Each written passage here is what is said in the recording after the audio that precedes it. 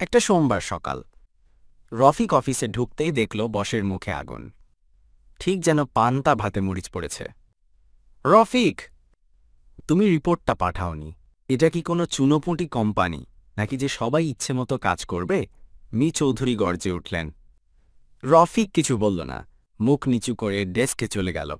চোখে জল, মনে রাগ, কিন্তু মুখে নীরবতা। সেই রাগ নিয়ে রফিক গেল ক্যান্টিনে।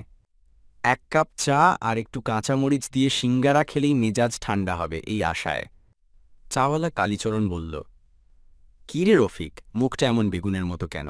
রফিক চাপা গলায় বলল, কালিদা, একটা কথা বলি, আমার বসটা আসলে একটা ওয়াইফাই বিহীন স্মার্ট টিভি।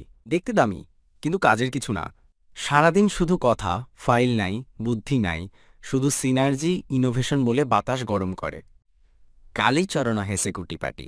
পাশে বসা অমল হঠাৎ বলে উঠল, আর আমার মতে উনি একটা এক্সেল শিট দেখলেই মাথা ধরে যায়, আর সবসময় ভুল ফর্মুলা। তিনজন মিলে শুরু করল এক মৌন গালিগালির সন্ধ্যা।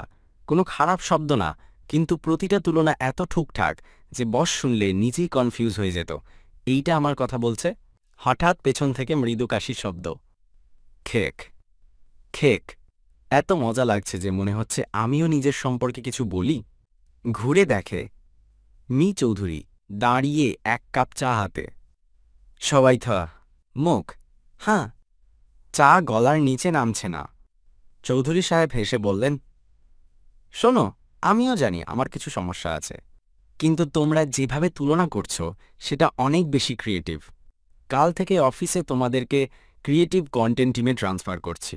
গালি দিলে এমন স্মার্টলি দাও, সেটাও একটা স্কিল।